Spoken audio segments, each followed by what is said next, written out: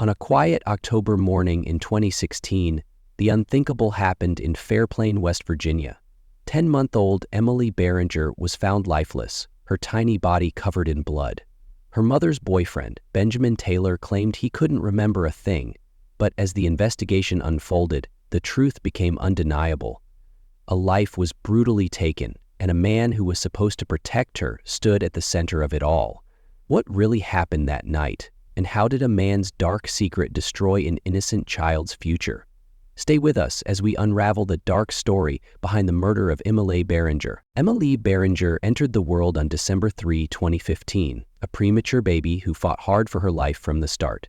She weighed just over 3 pounds at birth, a tiny miracle, but with a heart full of potential.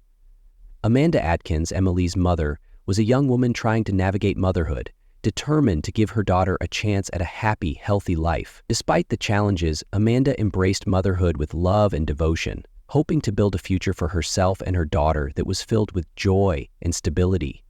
Emmaleig's early days were marked by hospital visits and worried glances from her mother.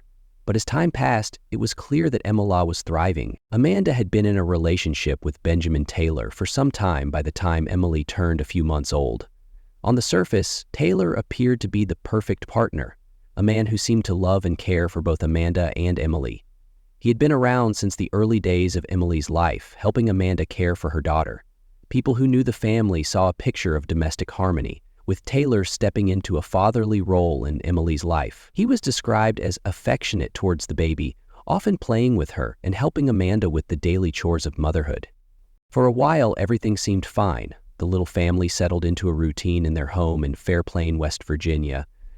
Taylor, despite his occasional struggles with alcohol, was seen as a steady influence in Emmaleig's life, helping with everything from diaper changes to feeding times.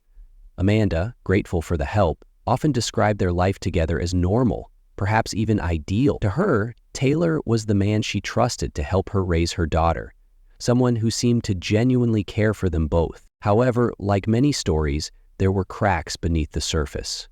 While on the outside, Taylor appeared to be a caring partner and father figure, there were hints of a darker side to his personality that Amanda couldn't yet see. He had a history of drinking, sometimes heavily, and had been known to become unpredictable when he drank. Yet, Amanda didn't think much of it at the time. People who knew Taylor also admitted that while he could be charming and warm, there were moments when his behavior felt off. Still, no one could have predicted the horrors that would unfold in the coming months. As for Emmaleigh, she was thriving. Her mother, Amanda, constantly marveled at how her daughter grew, how she smiled, how she laughed, how she developed an infectious personality despite her premature birth. In a small town like Fairplain, people would often stop by to see the baby, and Emmaleigh was already becoming a beloved part of the community. Amanda, at the time, felt like she had the world at her feet. She had a beautiful baby and a man by her side. What more could she want? They had their ups and downs like any relationship, but on the surface, things seemed steady. However, Amanda had no idea that her life was about to shatter in the most unimaginable way. On the night of October 3, 2016, Fairplain, West Virginia seemed like any other small town. Quiet, peaceful, and safe. The kind of place where neighbors still waved to each other and children played in the yard without a care in the world. But for Amanda Atkins and her 10-month-old daughter, Emmaleigh Barringer, that evening would mark the beginning of a nightmare they would never escape. Amanda had been living with her boyfriend, Benjamin Taylor, for a while. By all accounts, things seemed normal. Taylor, who had become a father figure to Emmaleigh, appeared to be part of the family. He had been living in their home for some time and had even been helping Amanda care for her daughter. Like many young mothers, Amanda trusted Benjamin to watch over her child. Little did she know, that trust would be shattered in the most unimaginable way. That evening, as Emmaleigh was tucked into bed, Amanda went about her usual routine. She and Benjamin spent the night downstairs with no indication that anything was amiss. The house was quiet, peaceful even, until Emmaleigh woke up to a sound that would haunt her forever. It was around 3 a.m. when Amanda was jolted awake. She had a sense that something wasn't right. She went downstairs to check on Emmaleigh, only to find Benjamin Taylor standing there, holding the lifeless body of her daughter. Emmaleigh was unrecognizable. Her tiny body was covered in blood. Amanda screamed in horror, trying to comprehend what was happening. She rushed to her daughter, holding her in a panic-stricken embrace, but there was no response. Emmaleigh was cold, unresponsive, already slipping away from this world.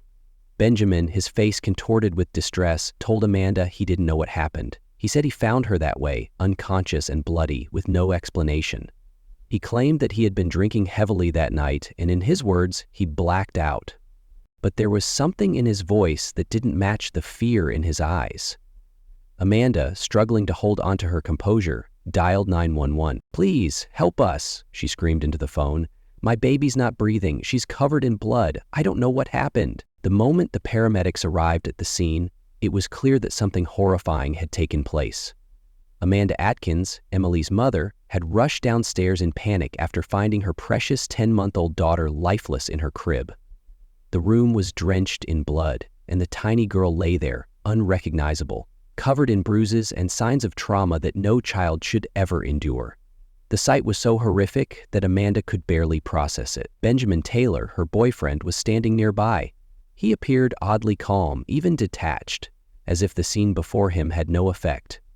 His words to the police were chilling. He claimed he had no recollection of what happened that night. Amanda, devastated and trembling, could hardly understand what she was hearing. How could her daughter, a defenseless infant, have ended up like this? The paramedics rushed Emmaleigh to the hospital, but it was too late. Doctors confirmed that she had suffered severe blunt force trauma, injuries that were consistent with a violent assault. It wasn't just a tragic accident. Emmaleigh had been violently attacked, and someone had left her to die. Benjamin Taylor's behavior and claims would soon come under intense scrutiny. At first, his explanation was strange and incomprehensible. He told investigators that he had been drinking heavily the night of the incident and had blacked out. He said he couldn't remember anything that had happened. This lack of memory seemed to be the crux of his defense, but to seasoned investigators, it raised immediate red flags. How could someone be completely unconscious for an entire episode of violence? Could the truth really be that simple? The authorities knew they had to investigate deeper. They focused on the evidence around them, the scene, Taylor's behavior, and the statements from everyone involved. They immediately began their forensic examination, hoping the physical evidence would shed light on the truth, and it didn't take long for the pieces to start falling into place. The forensic evidence told a starkly different story than what Taylor had claimed. An autopsy revealed the true extent of Emmaleig's injuries. There were signs of both blunt force trauma and sexual assault. The medical examiner reported that Emmaleigh had been struck multiple times, with injuries that indicated deliberate, calculated abuse. But it was the DNA evidence that would ultimately become Taylor's undoing. Swabs collected from Taylor's clothing and Emmaleig's diaper revealed seminal fluid, a clear sign of sexual assault. This was not the result of a drunken mistake or a temporary lapse in memory. This was intentional violence, and the evidence proved it. As the investigation deepened, investigators discovered that Taylor's claims about blacking out didn't match up with the evidence. In fact, his memory loss seemed to be nothing more than a convenient excuse. Surveillance footage from the night of the crime showed Taylor behaving erratically in the hours before the incident. He appeared intoxicated but fully conscious, and the footage showed him pacing around the house, acting strangely and nervously. The investigators also uncovered several previous instances where Taylor had shown signs of aggression, including a history of violent behavior that Amanda had dismissed as isolated incidents. But now, everything pointed to one horrifying conclusion. Benjamin Taylor had been the sole perpetrator of Emmaleig's death. As the case progressed, Amanda struggled with her own grief and confusion. How could someone she had trusted, someone who had been living in their home, do something so unthinkable? The relationship between Amanda and Taylor had seemed normal, even loving at times. They had lived together for months, and Taylor had been there for Emmaleigh, seemingly acting as a father figure. But all that would shatter once the truth came to light. Amanda's heartbreak was compounded by the betrayal she now faced. The public was equally horrified. Small towns like Fairplain, West Virginia, don't often see such grotesque crimes. This was a case that shook the very foundation of the community. The town rallied behind Amanda, offering support as she tried to process the unimaginable. But even as the community's outrage grew, the case continued to build against Benjamin Taylor. The evidence was overwhelming, and his lack of remorse only fueled the fire. As the trial approached, the pressure mounted. Taylor's defense team attempted to argue that he wasn't entirely responsible for the crime. They stuck to the story of his blackout, claiming that his drinking was to blame for his actions. But the prosecution had a clear and damning case. They pointed to the forensic evidence, the eyewitness accounts, and the statements from medical professionals, all of which painted a clear picture of a brutal murder. The defense's claims of memory loss were not enough to explain away the evidence. The courtroom was filled with tension as the trial progressed. Witnesses testified about Taylor's erratic behavior in the days leading up to the incident, with several describing moments of anger and agitation. The prosecution also called upon experts in child abuse and forensic pathology to testify about the injuries Emmaleigh had sustained. One expert described the brutality of the assault, stating that the severity of Emmaleigh's wounds was indicative of a calculated and deliberate act. There was no question this wasn't an accident. This was murder. The most heart-wrenching testimony came from Amanda herself. She spoke tearfully about the child she had lost and how she had trusted Taylor with Emmaleig's life. She recalled the moments before Emmaleig's death, the small acts of tenderness that had tricked her into believing everything was fine. It was clear that Amanda had loved Taylor, but now she had to come to terms with the fact that the man she had trusted had caused the death of her daughter. Finally, the jury deliberated, and after hours of tense waiting, they returned with a verdict.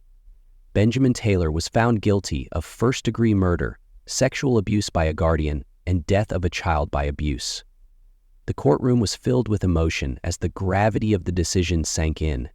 Taylor was sentenced to life in prison without the possibility of parole, ensuring that he would never have the chance to harm anyone again. But the verdict, while necessary for justice, could never bring Emmaleigh back. No sentence could undo the damage done to Amanda or to the community that had rallied around her. The damage caused by Taylor's actions would reverberate through their lives forever. Emmaleigh was gone, and her memory became a painful reminder of the danger that can lurk even in the most trusted relationships. For Amanda, the road to healing would be long and painful. Her daughter's murder would haunt her for the rest of her life, and the betrayal of someone she had once loved would leave scars that time could never heal. Yet, amidst the grief, there was a sense of justice.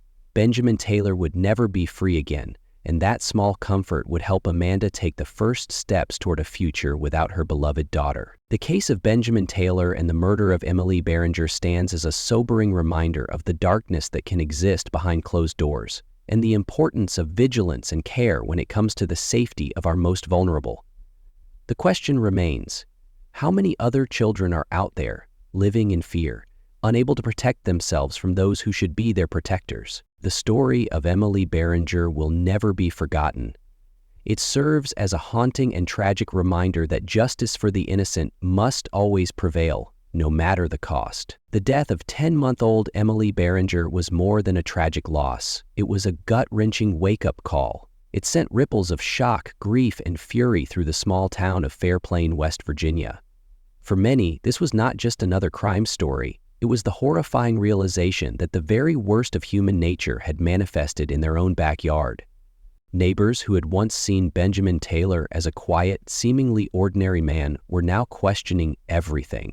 How could someone capable of such an atrocity have been walking among them unnoticed? How had this happened under their noses? And, most painfully, could anything have been done to prevent it? The community's immediate reaction was one of collective heartbreak. Parents held their children a little closer. Strangers lit candles outside Emmaleig's home. Families who had never met her wept for the life stolen before it had even begun. Vigils were held in her memory, and her face, once that of a happy, bright-eyed baby, became a symbol of something much darker. A reminder that monsters don't always hide in the shadows. Sometimes they sit at the family dinner table. But grief soon turned into action. The case ignited an outcry, not just in West Virginia, but across the country. People demanded to know why this happened and, more importantly, how the system had failed to prevent it. Lawmakers, activists, and child protection advocates began scrutinizing existing policies, looking for ways to strengthen protections for children in vulnerable situations. For many, Emmaleig's case exposed a glaring flaw in the justice system, laws that were too lenient on those who committed unspeakable acts against children.